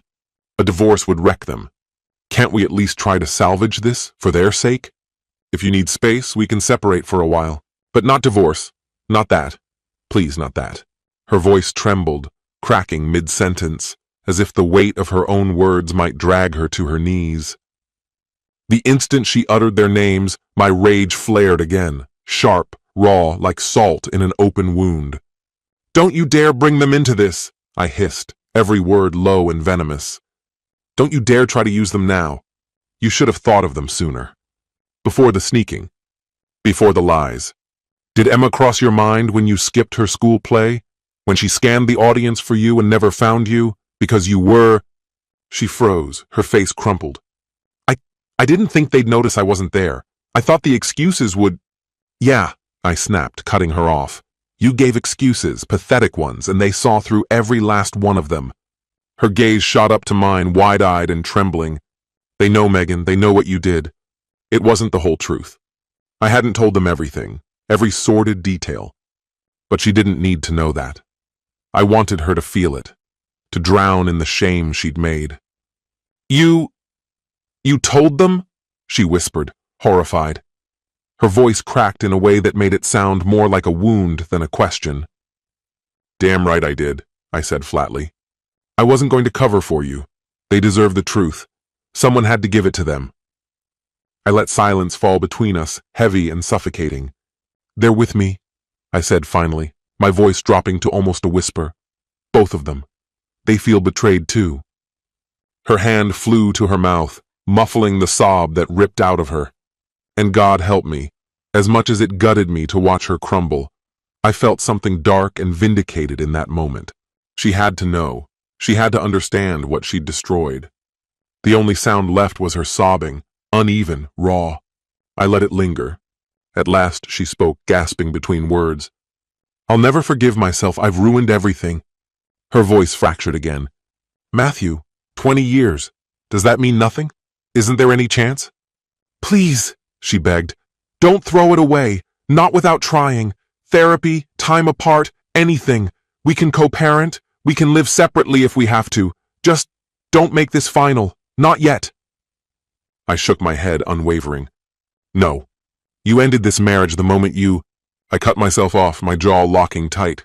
I will not stay married to a cheater. That's the end of it. Her sobbing quieted, tapering into a hollow silence. The air shifted, heavy, defeated. When she finally spoke again, her voice was flat, empty. So, that's it? We just divorce, after everything? I exhaled slowly, steady but cold. The papers spell it out. You know what I'm asking for. We'll have to go through the process. I fixed my gaze on hers. If you're smart, you won't fight me on it. We can finish this quickly. But if you make it ugly, if you contest this, I will come at you twice as hard. I paused deliberately. And trust me, Megan, I have more than enough to bury you. The weight of my words landed. I saw it in the way her face fell. She knew exactly what I meant. The affair, the workplace connection, everything. If this went public, it would destroy her. Her hands trembled as she flipped through the papers, her voice barely audible. Exclusive use of the house? You're asking me to leave? Yes, I answered without hesitation. I refuse to live under the same roof as you. The kids don't deserve to grow up in this battlefield. Where am I supposed to go? She whispered, broken. I lifted a shoulder, indifferent. Not my problem. Stay with your mother. Or maybe your boyfriend will let you crash with him. The venom in my words hit its mark, though I doubt his wife will be thrilled about that. She winced, flinching at the jab. He's going to tell her, she stammered. He promised he would this week. My eyebrow rose. Oh really, how convenient. I leaned forward, my tone cutting like glass. Maybe give him a heads up. She might find out sooner than he thinks. Her eyes narrowed, suspicion flickering there, sharp and sudden. I gave her no answer, neither confirmation nor denial. Instead, I kept my voice steady and continued speaking. Regardless, you need to gather your things and go tonight. Tonight? The shock in her voice was unmistakable, her eyes wide and glistening. But where am I even supposed to go? It's almost dinner. I motioned toward the closet in the hallway. There's a suitcase in there, already packed. Enough for a week, maybe 2. Take it and leave. Find a hotel, or stay with your mother. Her mom lived just a couple hours away, right across the state line. Maybe she'd head there. Megan's hand trembled as she pressed it to her forehead. I can't believe this is happening. A wave of anger flared inside me, sharp and unforgiving. Really? After everything you've done, this surprises you? Choices have consequences, Megan. This is one of them. Did you think I'd yell for a bit and then sweep it under the rug, pretend nothing happened, let you two carry on as though nothing was wrong? No, absolutely not. I respect myself too much for that, even if you never respected me. Her shoulders slumped, the fight draining from her face. In a voice barely above a whisper, she asked, "Can I at least stay until Emma gets home? Just to apologize? She'll be here soon." My jaw tightened. "No. You should leave now. She doesn't want to see you. Trust me. Today is not the day. Give her space. She and Brandon will stay here with me. In a day or two, I'll ask if they want to speak to you. If they do, you'll hear from them. I won't force it." That shattered her. She began to sob quietly, shoulders shaking as she whispered, "My babies. Oh God, what have I done to my babies?" For a heartbeat, pity flickered in me, remembering the woman I once admired reduced to this broken shell. But I forced myself to remember. She had brought this on herself. She wiped at her tears and straightened slightly, trying to reclaim some composure. "I'll go," she murmured. "If that's what you need. I'll find a motel, maybe stay with a friend for a while." She sniffled. "But I want to see the kids soon, please." I raised a hand, cutting off her plea. "I'll let them decide. I won't stop them from seeing you, but I won't push them into anything they're not ready for. They already know enough." Her eyes brimmed with fresh tears, but she nodded faintly. Okay, I'll wait." The silence that followed was heavy, almost suffocating. Nothing more needed to be said. She glanced around the house slowly, like she was committing every detail to memory. The photos on the walls, the vacations, birthdays, graduations, our wedding day. Her breath hitched as she tried to steady herself. Quietly, she walked to the closet and retrieved the suitcase I had packed for her. Standing there with it, she hesitated, glancing toward the bedrooms upstairs, perhaps debating whether to grab more, perhaps longing for one last look, but I think she knew what I wanted, for her to simply leave. "Matthew," she said softly as she reached the door, suitcase handle in her hand. I met her gaze, my expression unyielding. "I'm sorry," she whispered. "For all of it. I know it doesn't fix anything, but I hate myself for what I did to you, to them. I'll regret it for the rest of my life." A flicker of sorrow stirred in me, but I buried it deep. "I hope you do, and I hope whatever you threw it all away for was worth it. Because this," I gestured around us, "this was our family, and you traded it." A strangled sob escaped her. "It wasn't worth it. It was the worst mistake I've ever made. If I could take it back—" "But you can't," I cut in sharply. "What's done is done. Now you live with it." She searched my face for any sign of forgiveness. I gave her nothing. At last she whispered, "Goodbye, Matthew." I stepped aside and opened the door. "Goodbye, Megan."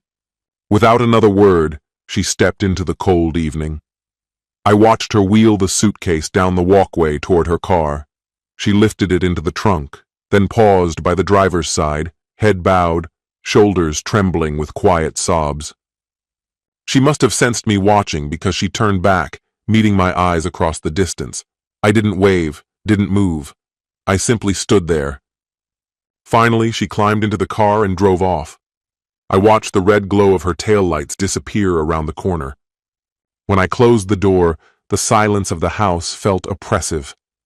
Hollow, stripped not just of her presence, but of 2 decades of shared history. I should have felt victorious, relieved even. And in some grim way I did. Satisfaction that she left without a scene, that I said everything I needed to say. But beneath that, deeper and heavier, was only sorrow. 20 years gone, erased in half an hour of anger and tears. I leaned my back against the door, my chest tight as the reality of it all slammed into me.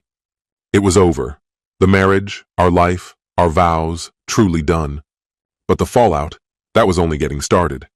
This wasn't just about kicking her out. Both of them needed to feel it, Megan and her beloved James. There were steps ahead, loose ends to close, and the first name I had to deal with was Sharon. I pulled the cheap burner phone from my pocket. The text was already composed. I'd been waiting for this exact moment. Drawing in a slow breath, I hit send, straight to James's wife. Delivered. A second message followed. "I can send you pictures and an audio clip if you want them. Just say the word. Send. Done." The clock glowed a little past 6. I didn't expect an answer immediately. News like this was a live grenade, and most people needed time before daring to pick it up. But less than a minute later, the phone buzzed. Unknown caller. Had to be Sharon. I answered while walking into the stripped-down living room, quiet now, like the calm after a hurricane. "Hello?" I said. A shaky voice trembled through the speaker. "Are you the one who texted me?" "Yes," I answered, keeping my tone even. "This is Sharon?" "Yes," she whispered, her words fraying around tears. "Please, who are you? You said your wife's with my husband. I need to know everything." Her desperation was all too familiar, my own reflection from just days ago, before the truth had gutted me. And as furious as I was with James, something in me twisted for her. She hadn't asked for any of this either. "I'm sorry you're finding out this way," I said softly. "My name's Matthew Carson. Up until today, I was married to Megan. She's a nursing supervisor at St. Matthew's. She's been involved with your husband for a while now. I have proof." A sound broke through, half sob, half choked gasp. I suspected," she admitted. "But every time I asked, he swore it wasn't true. Oh God." She was unraveling fast. I pressed forward carefully. "I confronted her today. Threw her out. I'm filing for divorce. I thought you deserved to know, because from what I've seen, James wasn't planning on telling you. They wanted to wait for the right time." The bitterness leaked through my voice before I could stop it. Sharon let out a humorless, wet laugh. "Right time? Unreal. Do you know how long it's been going on?" she asked suddenly, anger edging her tone like glass. "Not exactly," I admitted. "I started seeing signs a few months back. My guess? 6 months minimum. Maybe longer if it started as emotional before it turned physical." She swore under her breath. "That bastard, I'm such an idiot. He's been distant for months, blaming work stress, and I even met your wife once at some hospital fundraiser. She seemed so normal." Her voice cracked on the last word. "I've got recordings," I said quietly. "Them talking about it. Photos too. It's ugly, but it's proof, if you want it." "Yes," she breathed out. "Please send them. I believe you, but I need to hear it myself. And I'm divorcing him. No hesitation." There was iron in her voice now. Good. I forwarded the audio, James confessing he didn't love her, Megan mocking how blind I'd been, and the clearest photos I had of them in that bar booth. Silence followed, then muffled sobbing, and finally the jagged sound of someone pulling themselves together. When Sharon spoke again, her voice was raw but steady. "Thank you," she said. "I'm confronting him tonight. He'll be home any minute. God, I want to tear him apart." I wouldn't have blamed her if she did. Still, I cautioned her. "Be careful. If he tries to flip it on you or gets aggressive, walk away. Don't give him the chance." A bitter laugh slipped through. "James? He's a coward. I doubt he'll even raise his voice. But he won't stop scrambling to dodge responsibility, not until I shove irrefutable evidence in his face. I'm calling my father. He's going to lose it when he hears about this. Do you even understand who my father is? Charles Bridges. Not only does he sit on the hospital's board, he's also a member of the state medical board." "I've heard something like that," I answered, keeping my voice carefully neutral, though a quiet thrill ran through me. This was exactly what I needed. Her father's influence alone could obliterate James's career in seconds. Sharon didn't waste time confirming it. "My dad practically runs St. Matthew's from the shadows. If he finds out the HR director's been sneaking around with a nurse, on company time no less, James is done for." A cold, grim satisfaction settled deep in my chest. I'd always suspected some of their rendezvous were happening during work hours. Megan would face consequences too, not to destroy her, but to make sure her actions were documented. James, though, his position made this far more explosive. "He's finished," Sharon spat, her voice cutting like a blade. Then, unexpectedly, her tone softened. "I'm so sorry you're dealing with this too. Thank you for telling me. I hate that we both had to find out this way, but at least we finally know the truth." "Same here, Sharon," I said quietly. "If you need anything, or if we want to coordinate, we have each other's numbers now." Oddly enough, it was comforting to know I wasn't alone in this. "Yeah, it is comforting," she said, voice trembling. I need to prepare for my side of the fight. I'll be in touch. And Matthew, good luck. You deserve so much better. You too, Sharon. Neither of us deserved this. The call ended. I slumped back onto the couch, letting out a breath I hadn't realized I'd been holding. That was it, the final critical step, the exposure. James's carefully built life was about to implode, and likely in a way far worse than Megan's. Sharon's father would make sure of that. Part of me almost wished I could watch it unfold. Sharon confronting James, recordings playing, her father's outrage roaring over speakerphone. I glanced at the clock, 6:30 p.m. In the last 90 minutes, my wife had been served with divorce papers and kicked out of the house, while her lover's wife now held undeniable proof of the affair. If I'd had any lingering doubts, they were gone. I'd crossed the Rubicon. There was no turning back now. I rose and wandered through the house, a strange calm washing over me. Moving from room to room, I straightened a crooked picture frame, picked up one of Brandon's socks from the floor, small gestures of reclaiming the space. The house already felt different. Her presence was gone. So was the heavy weight I hadn't realized I'd been carrying. I stepped into what used to be our bedroom. The bed was still rumpled from the night before, her pillow indented with the faint shape of her head. The sight sparked fresh anger in me. I walked into the closet and stared at her neatly hung clothes. I couldn't bear to look at them any longer. One by one, I pulled each garment from its hanger, dresses, blouses, everything, and shoved them into thick black garbage bags. Not to throw away, not yet, just to get them out of sight. When I finished, 4 stuffed bags sat at my feet. I dragged them to the garage. If she wanted them later, fine, but I refused to let them taint my space in the meantime. Her vanity remained untouched, the jewelry, the keepsakes. Those would stay put until we formally divided property. I wasn't about to let myself sink into pure vindictiveness, tempting as it was. Just as I finished, the front door opened. "Dad, I'm home," Emma called. I hurried to the entryway. She looked tense, already aware that tonight had been the breaking point. "Where's Mom?" she asked, glancing around. "She's gone," I said softly. "I told her to leave." Emma exhaled, a mixture of relief and sorrow in her face. "How did it go?" I gave her a tired, wry smile, about how you'd expect. There were tears, apologies, and plenty of anger from me. "She's devastated, but it's over.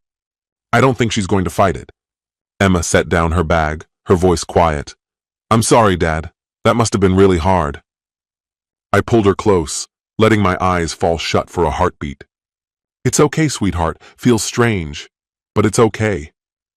Inside, emotions collided, grief mingling with a quiet relief. Almost like I'd been suffocating for months and finally remembered how to breathe. She nodded against my shoulder. "Yeah, I get that." When I saw her car gone from the driveway, that's when it finally clicked. "This is real." "Maybe that's a good thing," she murmured. "I don't feel like I'm bracing for some big blow anymore. It already hit." Her bluntness startled a laugh out of me. "Yeah," I agreed. Boom. We stepped back from each other. She wiped the dampness from her cheeks. "No more sobs now, just the weight of it settling in." "Where do you think she went?" she asked. "I don't know," I admitted. "Could be a hotel, maybe a friend's house or her mom's." "She wanted to say she was sorry," I added, "but I told her you needed some space." "Good," Emma said sharply. Then in a softer tone, "I'm not ready to talk to her. I'd probably just scream." "That's okay," I said gently. "You're allowed to feel exactly how you feel. Take the time you need. No hurry. If you want to handle her through lawyers or email, we can. You don't have to face her until you're ready." That earned the faintest smile. "Dad, you look wrecked. Want me to order something? Pizza?" "Pizza?" My stomach answered before I did, growling despite the knot still twisting inside me. "Brandon's coming back later," she added. "He's with Nick right now." "Pizza sounds perfect, honey, thanks."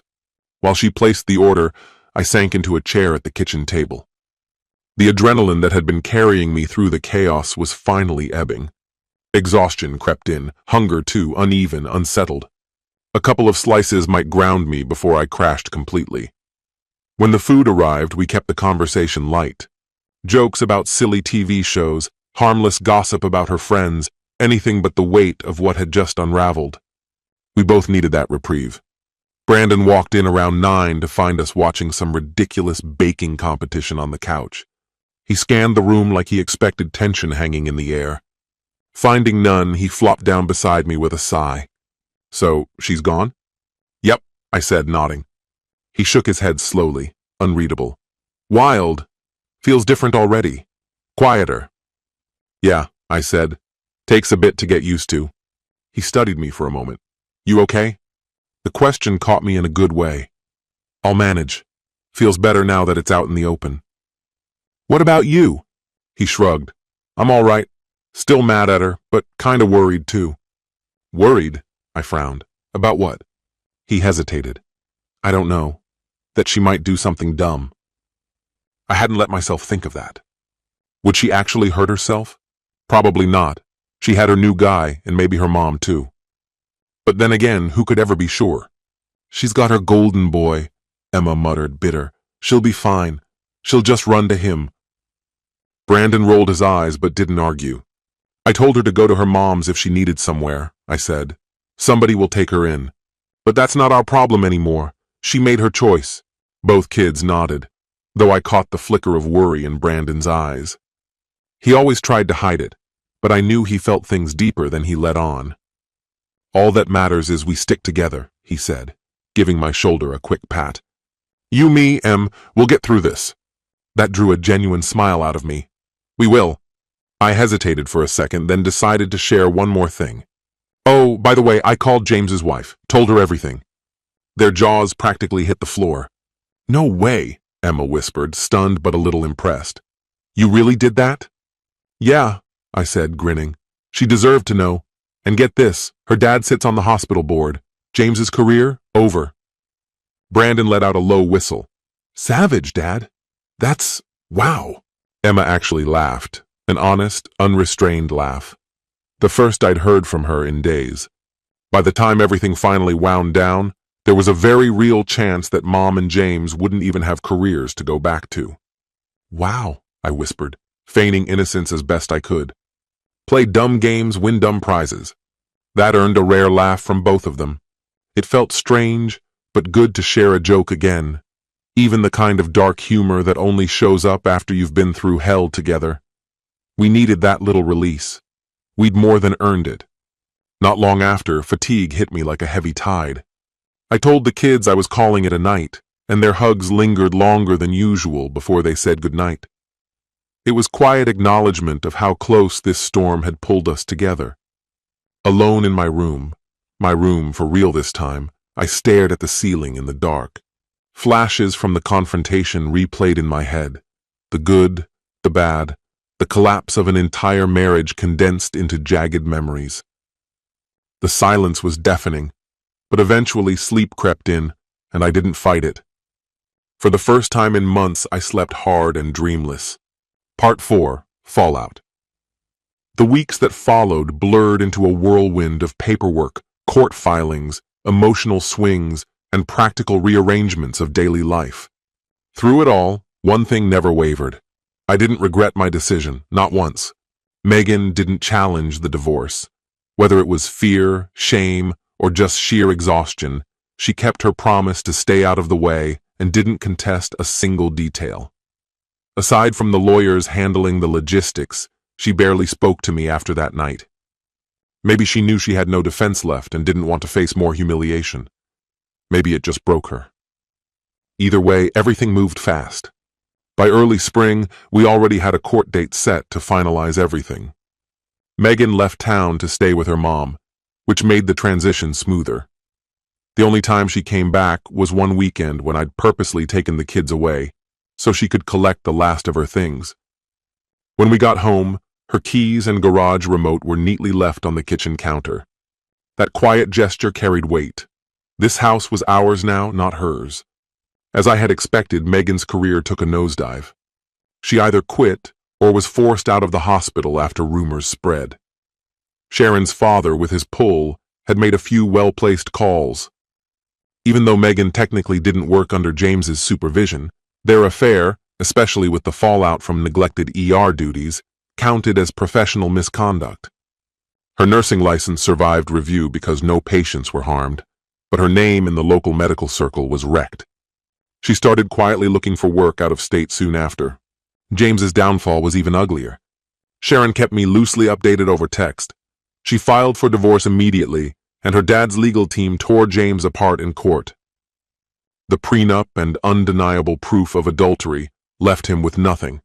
He lost his home, his job, and whatever professional credibility he had left. The hospital fired him outright for ethics violations. Word spread fast enough that no other facility would touch him. The best he could hope for was some low-level HR position at a nowhere clinic. Then came the final blow. The state medical board, chaired by Bridges of all people, opened an investigation into James's certification. Multiple nurses came forward with harassment complaints, emboldened by his public disgrace. Turns out Megan wasn't the only target of his inappropriate behavior, just the longest-running one. That revelation reignited my anger. She hadn't just cheated. She'd been involved with a predator. But at least in the end, justice found him too. Word eventually reached me that James fled the state, mid-40s, broke, humiliated, and starting from scratch. Couldn't have happened to a more deserving guy. As for Megan and James's so-called grand romance, it imploded almost immediately under the weight of reality. 2 marriages destroyed, both careers in ruins. They tried dating openly for a few months, but stress, guilt, and the bitter realization of what they'd lost poisoned whatever fantasy they thought they had. By summer it was over. James left town. Megan stayed behind, alone. Every piece of the life she had clung to was gone. In some ways it was tragic. They burned everything down for each other and ended up with nothing, not even each other. But pity? No. They lit that fire themselves. Meanwhile, I focused on rebuilding. In the early days, my priority was the kids. We started weekly family therapy, actually my daughter's suggestion, to work through the betrayal and upheaval together. It helped, but honestly, we were already closer than ever. Conversations flowed more openly than they ever had. If there was one silver lining, it was this. The 3 of us had become a stronger unit than before. For me personally, the gym became my therapy, and leaning on friends when I needed it. Harold and Vanessa at work were lifesavers. They covered my shifts on court days and made sure I got out of the house, inviting me to dinners when I was drowning in solitude. And once people learned why the marriage had ended, the support was overwhelming. No one rallies behind cheaters.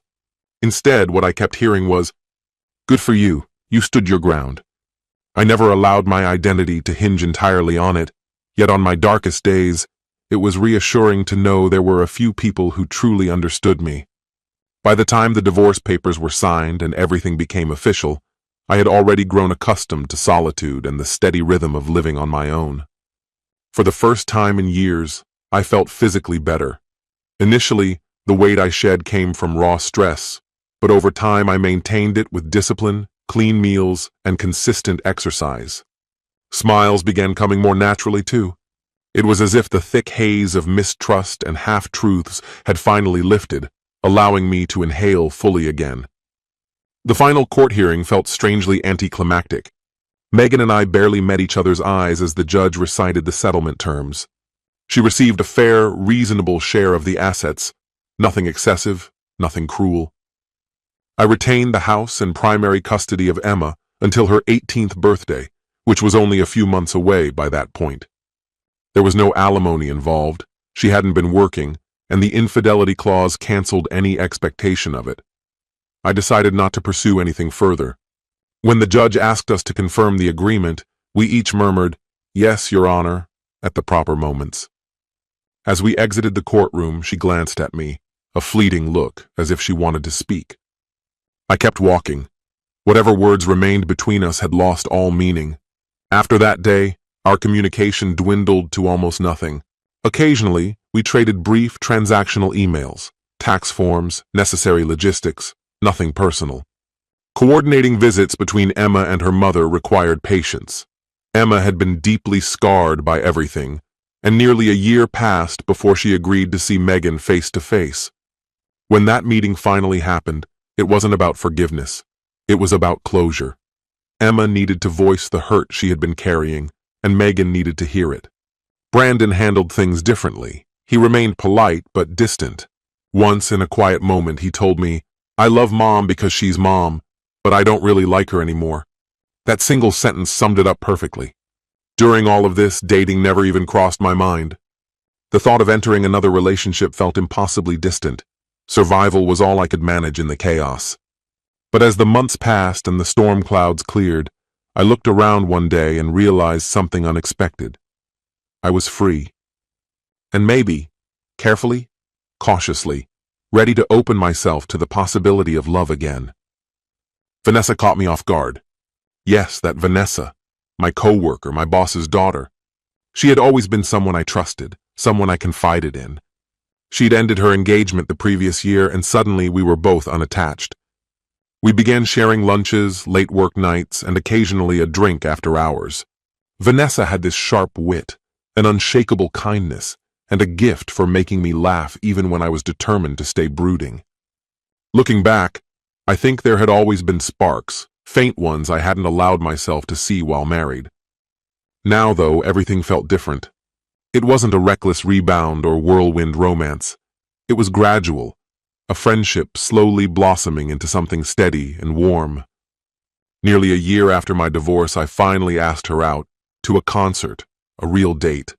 She laughed at how formal I sounded, but said yes without hesitation. Later, she admitted she'd been waiting for me to take that step for months. From that moment, things unfolded naturally. Harold, my boss, her father, was skeptical at first. I'm sure it felt strange watching his friend begin a relationship with his daughter. But when he saw how genuinely happy we made each other, he came around. "Treat her right or I'll demote you," he joked one afternoon. I grinned. "Hurt your daughter? Not a chance. I've learned my lesson." 2 years later, I hardly recognized the man I used to be. What started as a quest for justice, maybe even revenge, evolved into rebuilding a life worth living. Megan eventually moved to another state and took a job at a small clinic. She remains single, as far as I know, and continues making slow attempts to repair her bond with the kids. I tell them to forgive, not for her sake, but for their own peace. Whether they'll ever fully reconcile isn't mine to decide. It's their path to walk. And James? He's irrelevant now. Little more than a cautionary tale I mention when mentoring younger coworkers. Don't be a James, I'll say. You'll lose everything that matters. As for me, I found what I was searching for: justice, closure, and freedom from the people who poisoned my life. Unexpectedly, I also found someone who loves me, scars, flaws, and all. I'll never forget one evening on the back porch. Vanessa and I sat side by side, glasses of wine in hand, watching the sunset stain the sky. She clinked her glass against mine and said, "Here's to new beginnings, and to kicking the past's ass." I chuckled. "I'll drink to that." As the light faded, she rested her head on my shoulder. "You know," she murmured, "I've always admired the way you handled it all. You were hurt, you were angry, but you didn't let it ruin you. You fought back, and then you moved forward. That's inspiring." I wrapped my arm around her. "I had help," I said quietly. "And there were nights I felt like I was breaking apart." "Maybe," she whispered, "but you made it through. Look at you now." She gestured toward the yard, quiet, serene, and the house where Emma, home from college, was baking brownies that filled the air with warmth. "You won, Matthew," she said softly. "In the end, you really did win." As the sky deepened into streaks of orange and purple, I thought about her words. Had I won? It didn't always feel like victory, more like surviving a war. But looking at the peace surrounding me, the absence of deceit, the love I had rebuilt, yes. That was victory. "I did, didn't I?" I whispered back. We sat there in silence, the ghosts of the past dissolving into dusk. My revenge had never been about destroying anyone's life. It had been about reclaiming mine, my integrity, my peace of mind. And in the end, I had done exactly that, and more. I lost a faithless spouse, but I gained back my self-respect. I strengthened my connection with my children. I discovered a love far more real than anything I'd known before. As the first stars blinked awake in the twilight, I raised a quiet toast in my heart. To karma, for evening the scales. To the future, bright at last, unburdened at last,